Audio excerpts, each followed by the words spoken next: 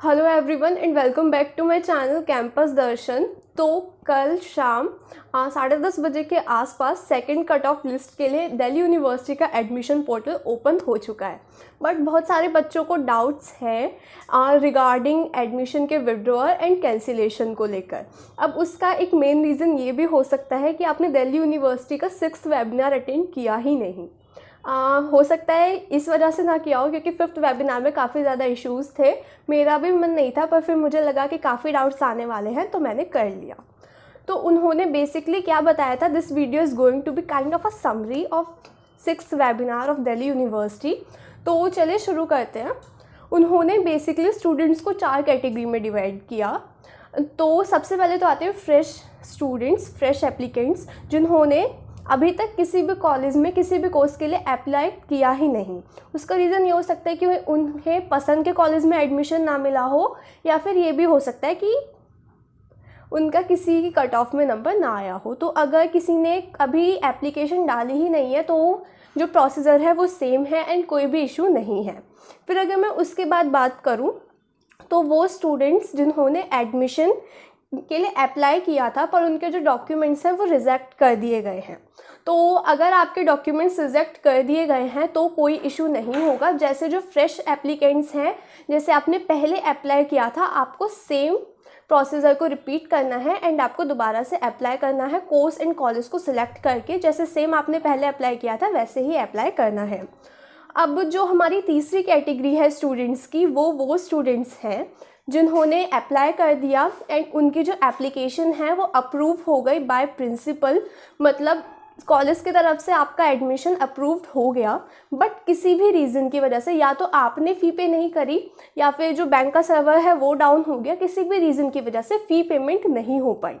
तो आप एक बात समझ के देखो कि कॉलेज की तरफ से तो आपका एडमिशन अप्रूव हो गया था, तो आपको क्या करना पड़ेगा, आपको एडमिशन विड्रॉ कराना पड़ेगा। जी हाँ, अगर आपका जो एडमिशन स्टेटस है उसमें अप्रूव्ड बाय प्रिंसिपल आ चुका है एंड आपने फ़ी पेमेंट नहीं करी है तो आपको एडमिशन विड्रॉ कराना पड़ेगा। तो आप विड्रॉ के ऑप्शन पे क्लिक करेंगे, वहाँ पे अपने विड्रॉ कराने का रीज़न लिखेंगे एंड आपको विड्रॉ फ़ी पे करनी पड़ेगी 1000 रुपीज़।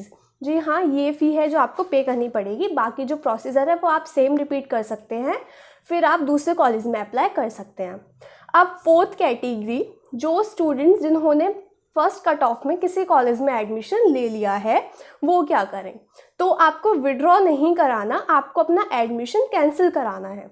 जी हाँ, आपको कैंसिल वाले बटन पर क्लिक करना है, फिर आपको रीज़न देना है कि आप एडमिशन क्यों कैंसिल करा रहे हैं।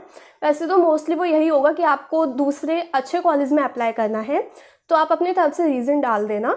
तो आपको एडमिशन अपना कैंसिल कराना है, फिर आपको फ़ी पेमेंट करनी पड़ेगी 1000 रुपीज़ की, जो कि है कैंसिलेशन चार्ज, आपका विड्रॉल चार्ज जो है। फिर आप दूसरे कॉलेज में अप्लाई कर सकते हैं। तो जी हाँ, जिनकी फ़ी पेमेंट नहीं हुई थी उन्हें विड्रॉ कराना है एंड जिनका पूरा एडमिशन हो चुका, फ़ी पेमेंट भी हो चुकी, उन्हें कैंसिल कराना है। ये उन्होंने कल वेबिनार में बताया। फिर अगर मैं उसके बाद बात करूँ तो एक चीज़ याद रखनी है कि आप अगर किसी कॉलेज की फ़र्स्ट कट ऑफ थी 92% एंड आपके थे 93%, पर आपने उस कॉलेज की जगह किसी और कॉलेज में एडमिशन लिया या फिर किसी भी रीज़न से उस कॉलेज में एडमिशन नहीं लिया। अब सेकंड कट ऑफ आई उसकी 91% एंड अब आप सोच रहे हो कि मैं इस कॉलेज में एडमिशन ले लूँ, तो आप नहीं ले सकते। जी हाँ, आपकी percentage first and second cut off के बीच की रेंज की होनी चाहिए, 91 से 92 के बीच की होनी चाहिए, क्योंकि ऑब्वियसली दिल्ली यूनिवर्सिटी के कोई भी कॉलेज उन स्टूडेंट्स को प्रेफर करेगा जो कट ऑफ रेंज के बीच में आ रहे हो। वो उन स्टूडेंट्स को प्रेफर क्यों करें जिनका पहले एडमिशन हो रहा था पर उन्होंने उस कॉलेज को चूज़ ही नहीं किया। तो आपको इस बात का ध्यान रखना है। पर अगर कुछ कॉलेजेस ऐसे हैं जिनकी फ़र्स्ट कट ऑफ, जैसे सपोज करो 98% गई एंड सेकंड कट ऑफ भी 98% गई, तो ऑब्वियसली ये जो रूल है ये वहाँ अप्लाई नहीं होता, आप अब अप्लाई कर सकते हैं। सो एक ये चीज़ आपको ध्यान रखनी है। और जो दूसरी चीज़ आपको ध्यान रखनी है वो ये है कि एडमिशन विड्रॉ या कैंसिल कराने से पहले पूरी तरह से श्योर हो जाओ कि जिस कॉलेज में आपको अप्लाई करने की सोच रहे हो वहाँ पे उस कॉलेज के लिए आप एलिजिबल हो या नहीं हो, आपकी परसेंटेज मीट कर रही है नहीं कर रही, पूरी तरह से श्योर हो जाना, तब विड्रॉ करना, वरना ना इधर के रहोगे ना उधर के रहोगे। एंड ये कोई एक्सक्यूज़ नहीं चलेगा कि गलती से हो गया, ऐसा नहीं होता। तो पूरे श्योर होकर ये चीज़ करना। फिर उसके बाद अगर मैं बात करूँ एक कट ऑफ के टाइम पे, जैसे कि अभी सेकंड कट ऑफ पे एडमिशन हो रहे हैं, तो आप एक बार ही विड्रॉ या कैंसिल कर सकते हो, आप 2 या 3 बार नहीं कर सकते। जी हाँ, एक कट ऑफ पे आप एक ही बार अपना कॉलेज या कोर्स को चेंज कर सकते हैं। फ़ी पेमेंट से रिलेटेड बहुत सारे इश्यूज़ आए थे फर्स्ट कट ऑफ के टाइम पर। उन्होंने बताया था कि वो ड्यू के सर्वर की वजह से नहीं थे।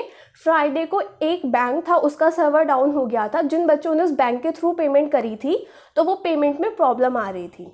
तो पेमेंट हेल्प डेस्क का जो नंबर है, अगर इस बार भी ऐसा कुछ होता है, आपको पेमेंट से रिलेटेड कोई भी क्वेरी आती है, तो वो नंबर आपको डिस्क्रिप्शन बॉक्स पे मिल जाएगा, आप उस नंबर पे कांटेक्ट कर सकते हैं।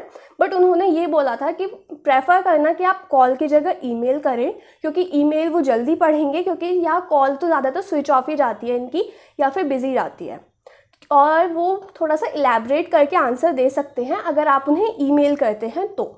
फिर अगर मैं उसके बाद बात करूँ तो अगर रिफ़ंड की अगर मैं बात करूँ तो फ़ी रिफ़ंड आपकी हो जाती है अगर आपने फ़र्स्ट कट ऑफ में किसी कॉलेज में एडमिशन ले लिया एंड बाय चांस आपने 10,000 रुपीज़ पे कर दिए, तो वो फ़ी है वो आपके वॉलेट में आपको दिख जाएगी, वो आपके वॉलेट में क्रेडिट हो जाएगी, क्योंकि आप विड्रॉ फ़ी तो पे करोगे ही, वो तो 1,000 रुपीज़ आपके चले ही जाने हैं। तो जब आप दूसरे कॉलेज में अप्लाई करोगे वो फ़ी ऑटोमेटिकली एडजस्ट हो जाएगी उस फीस से। अगर जो आपका नया कॉलेज है उसकी फ़ीस ज़्यादा है तो आपको डिफरेंस पे करना पड़ेगा। एंड अगर बाई चांस नए कॉलेज की फ़ीस कम है तो आपकी फ़ी रिफ़ंड कर दी जाएगी आपके बैंक अकाउंट में, या फिर जो भी आपने बैंक अकाउंट डाला होगा उसमें आफ्टर एडमिशन प्रोसीजर। जब भी एडमिशन्स क्लोज होंगे तब आपकी ये जो फ़ीस है वो रिफ़ंड कर दी जाएगी। तो आई थिंक काफ़ी सारे जो डाउट्स हैं वो आपके क्लियर हो गए होंगे इस वीडियो से, अगर आपने वीडियो पूरी देखी है तो।